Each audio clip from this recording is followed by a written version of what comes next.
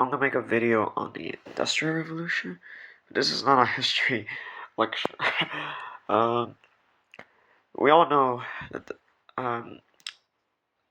the internet. I could look up a timeline of all the different inventions. I'm not going to list them. There's too many. So imagine a time before a lot of inventions, particularly refrigerators, heaters, air conditioning, but also before books. Books after 1990, for most part, are relatively easy to read, and there's a lot of, um, you know, there's certainly no lead. Before, between 1990 and 1980, most books had lead, but it was at least mass produced, so easily gotten access to them. Before that, it was usually for aristocrats. Of course, Bibles and such classic books were definitely produced, but they were not for the commoners. For the most part, are less likely to have read them before 1900.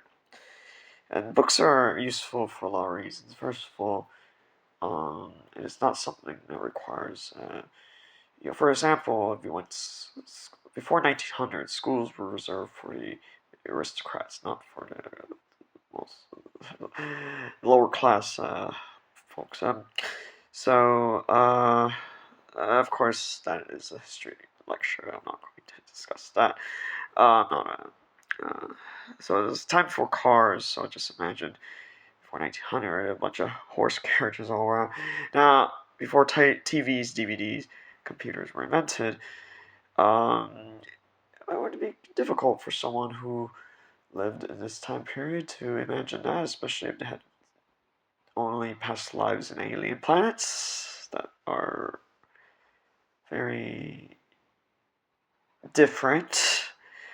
Modern technology may have existed, but it's something that would be in the realm of science fiction books, movies. So that's not the topic I'm discussing today. Before, say, 1865, the vast majority of people lived in farms. Before photographs, uh, so a lot of people just end up painting stuff, right? Before a certain year. The afterlife, a lecture, TED Talk like conferences. So if you're fortunate enough to, yeah, in my opinion, it should be really easy. It shouldn't be difficult. You should be able to appreciate the TED Talk like conferences. Uh, uh, I'm not going to be discussing New Age spirituality and religion. It's kind of a religion in some ways, but just say, um, I've been to Disneyland. They have those 3D goggles. Now they have those. Now you can purchase them, and the price is usually unreasonable, but you can save money for that if you want. It's probably a few hundred, but those Oculus goggles or such and such. So there were cities before 1865, but most people, they were. You could. Some lived in cities, so you see you're born in a city in one of these earlier time periods. I'm sure you can ask someone. I'm sure there's always some people around that could discuss this. I'm not one of them. Roads and freeways weren't developed, so there was a time between 1865 and 1920 where roads were being built. Now we have freeways on interstates. So let's discuss further about the afterlife lecture or the TED Talk. There's many different approaches to this. First of all, you can have someone lecturing about their experiences as a homeless person, which could be right, quite simple. You have someone who just could lecture on various misconceptions about certain things. Well, your history teacher may have taught you this, but in reality, it's a little different. So there's a few of those. It's a little different because in the afterlife, you don't have a physical body. You can't play sports, so certainly there's no reason for eating and drinking because you don't have a physical body anymore. So, not to say the afterlife is purely intellectual. That's not quite it. It's just a little more accessible when you don't have to attend university to, you know, university. University, usually costs money, and the afterlife, there's the money as a concept is more like a preparation for now, of course, topic of religion. No, there's plenty of religions that do not have reincarnation as part of their thing. Um, so let's put it this way: when it comes to the TED Talk like conferences, it could be reminiscent of what TED Talk is like, but in many ways it's very casual and relaxing in terms of being with a bunch of friendly people. I mean, is the afterlife.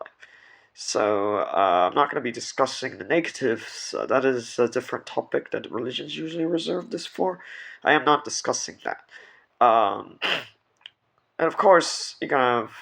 I'm discussing a little more of the positives for anyone who, yeah, took the easy route. I consider this. I consider this. It should not be difficult.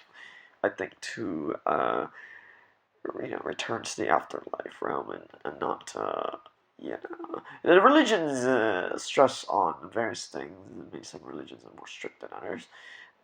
Their list of guidelines that are for most part recommendations to avoid a certain result. But I am not discussing religion. So, this, you have to think of it this way: the world's population was not 2 billion until say the 1900s. So before that, there was a time where the world's population was less than 1 billion. Now, let's imagine the whole planet with 900 million people, right? So the United States, for example, in the early history, would not have more than 90 million. So the United States rarely exceeds more than 10% of the world's population. So the total population of the Earth is 900 million in a certain year in its history, then the United States would not have over 100 million people. So let's see. The total population of the three biggest states in the United States, and population-wise, is Texas, California, and New York. So the total population of the U.S. Would not have. It would be at that time compared to today would only be three states, 2 to 3 states, right? Today's the United States population is like 300 million, more than 300 million. So clearly, there's a huge population increase that's comparable to an algebraic exponential graph. Um, um, uh, your algebra teacher could give you a lecture on that, or pre-calculus. So, let's see. The thing is, it's difficult to imagine what it'd be like to live in less sanitary conditions, especially when a major cause of death was not cancer or heart disease, or diabetes or strokes, but a major cause of death would be infectious diseases and pneumonia and tuberculosis on other bacterial infection, right? Because you ate unsanitary food, or you drink water that was not pure. It was full of diseases and urine and stuff. Some filtration systems were not perfect. Of course, poop all over if you're in the city, smell just horrid. Uh, uh, some workers were just not able to clean the city streets. It's just full of homeless people. You clearly see a lot of people were dying before. I mean, life expectancy was not so great in some parts, some cities during these time periods. But this is not a history lecture. The thing is, um, we look at it this way: a lot of soul migration patterns prefer to incarnate in the later modern time periods. And I'm not going to make a lecture on aliens. Um, times. So the thing is, but it is clear that so many souls reincarnate in the last the last quarter of the human history. So at around the time after World War III is the last quarter of human history. The vast majority of souls reincarnate in the last quarter of history, while a small percentage of souls which choose to reincarnate before that. Let's say before 1750, right? So before 1700, right? So before that, you could see the world's population way less than 900 million. You see a lot of souls. They're just less souls want to reincarnate in those time periods for obvious reasons. um, like it's just simply barbaric to live without all these conveniences that we know today. And not just that, it's very dangerous. A lot of people, died of famine. A lot of people, their stuff was stolen. You didn't have the conveniences we have today. You could easily get killed for some random reason you didn't have, and it was not so easy for the intellectuals either. That they had the inborn knowledge, but did not have the means of. For example, nowadays it's super easy to you know get admitted to college, or actually there's nowadays there's early entrance programs that one could get to college as soon as age of 16 or 15. Um, but when we're discussing TED Talk like conferences, that's usually something that you would consort with the guides.